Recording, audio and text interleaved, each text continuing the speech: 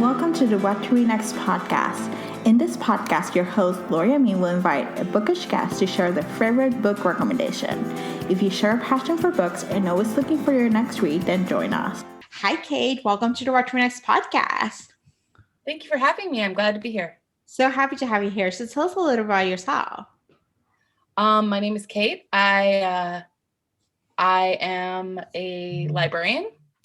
I am very interested in books and reading.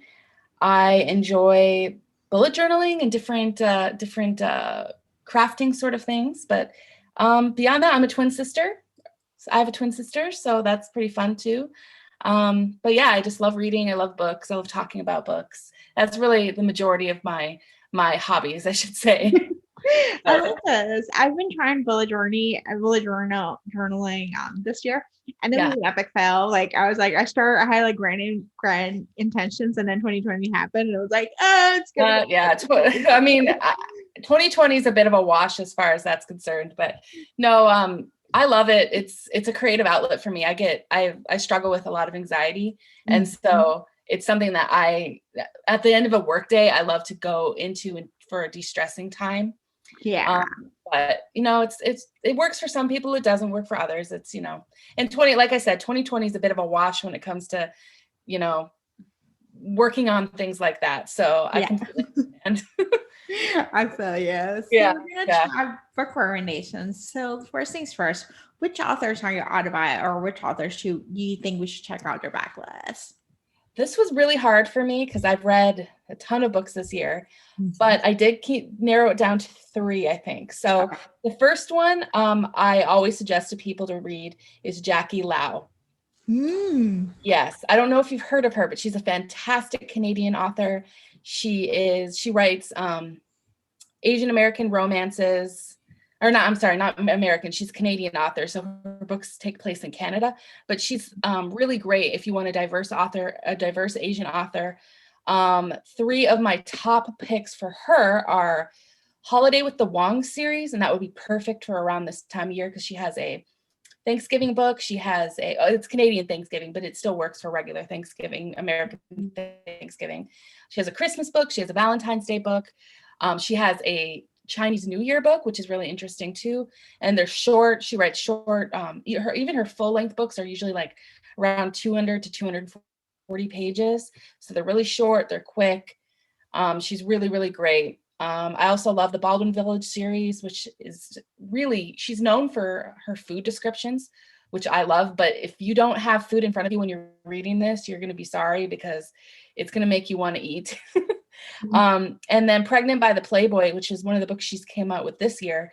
It's it has a secret baby kind of accidental pregnancy trope, which is not my favorite. That's probably on my lesser favorite, but I tried it out and I actually really loved it.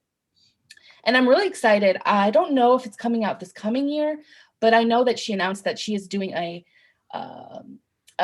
book called Donut Fall in Love with Berkeley, which I'm really excited for because I think everything out she's published has been indie, and this one will be like a big publisher. So I'm really, really excited for that one. The books have great family dynamics. Like I said, food is a big part of it. And then her heroes generally are more on the softer side, like Cinnamon Rolly, which is my favorite type of hero. So I would really suggest it. The second one I would say is Olivia Dade. It's been a year of Olivia Dade for me. She is a author who writes plus size heroines and body positivity type characters. She likes to tackle some fat culture and ideas about romance and plus size women. And I really, really love that as a plus size woman myself.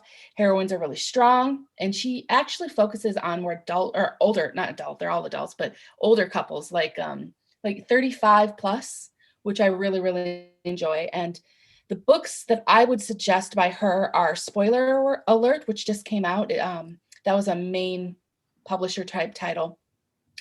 Then there's 40 Love, which is a fantastic age gap romance. Teach Me, which was my first and my favorite of the grouping, which deals with a romance between 2 teachers. And then Sweetest in the Gale is a collection of short stories, novella type stories she's written throughout the years, and she's just compiled them into a bigger book, and which was really, really good. I think one of them is new, and then it was either one of them is new and two of them were from other things she wrote, or vice versa. I can't exactly remember, but I love her. Her book, again, her heroes are very cinnamon rolly, and she's one of my all-time favorites. She doesn't have a huge backlist, but these are my top picks from her. And then the last one I'm going to say is Alexis Hall. She is one of, or I don't know, I think she's gender queer. Yeah. So I don't want to say he or she, but Alexis Hall. I love this person's books. Awesome. They're British. They mainly write male. There's, a good mixture of spicy and sweet. The three books I would suggest from this person is Boyfriend Material, which was their first like big like publisher book, which I adored. It's like basically if you love like the British like rom-coms from the 90s, you're gonna adore this book. It is so good. I couldn't stop raving about it earlier this year. And then For Real is one of my all-time favorite books in their Spires series, which is a BDSM book, male BDSM book, which I don't read a lot of BDSM books, but man, oh man, this thing was good. Super good. And then Waiting for the Flood, which was another book in the Spires series, which had to do with a man that is stuck in a flood, like it's flooding out in his community. And it's a romance between him and somebody that is trying to help stop the flood. And it sounds kind of not interesting, but I tell you, I loved it. I absolutely loved it. And so, yeah, those are my three for backlist titles for sure. I love this. For Alexis Hall, you should check out How to Marry a Billionaire. That's a trilogy. Yeah, that's on my list for 2021. I really want to read that. That was their take on. I actually have it on my Kindle. Yeah, that was their take on 50 Shades of Grey. From Melmo. So good. Oh, nice. Yeah, so much better. Well, I noticed I prefer BDSM if it's male. I don't always love it if it's male-female. Yeah. I don't know why. I just don't. But that's why I loved For Real. I'm willing to try any Alexis Hall after I read For Real. For Real was amazing. Yes. So yeah. So let's talk about 2020. So what are your top five books that you can't stop gushing about? Oh man, this is so hard, Laura. I know. How many? Because I read 240 books. Oh my gosh. Well, quarantine was good to me. I tell people all the time. I had 5 months off because I'm a teacher. Yeah. So they had to close all the schools. Everyone was quarantined. And so I had 5 months to do whatever I wanted. And what I wanted to do was read. So I normally wouldn't read that much. I usually average about 150 books usually. So, but I think I got a good group. So I'm going to go with my first one is The Widow of Rose House by Diana Biller. I just finished that, I believe, in October, and I can't stop talking about it. It may be my favorite book of the year.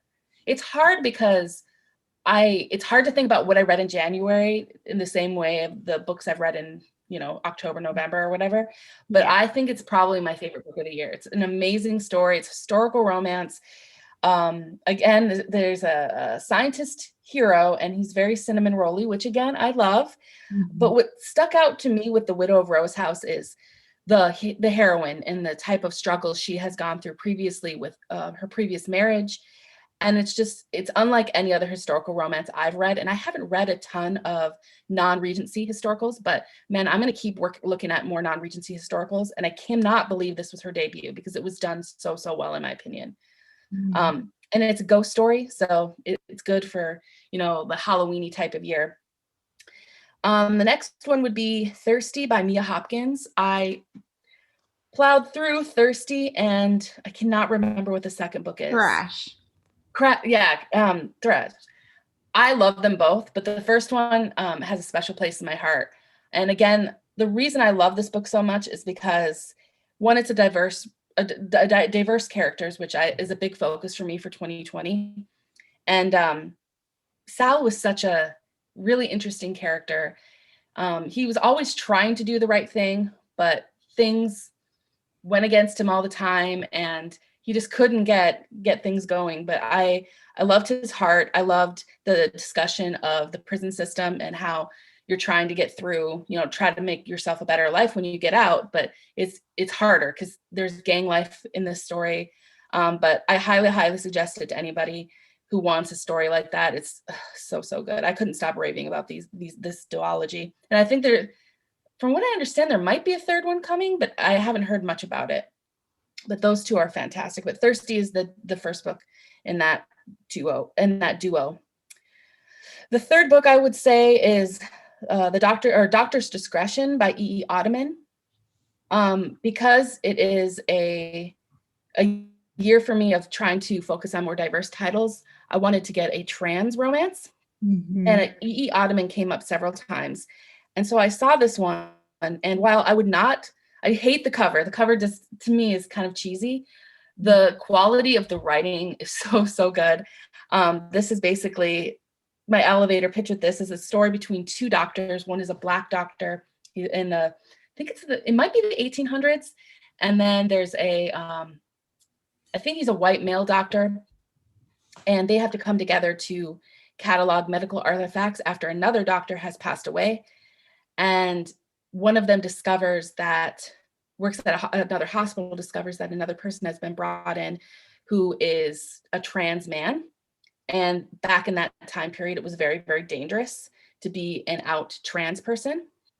And it's them coming together to kind of save this person. And they obviously they fall in love because it is a great romance. But what I loved about it specifically is the discussion of the history of trans identity back then, and how dangerous it was. So I think for that alone, I would reread it all the time. I absolutely adored that book.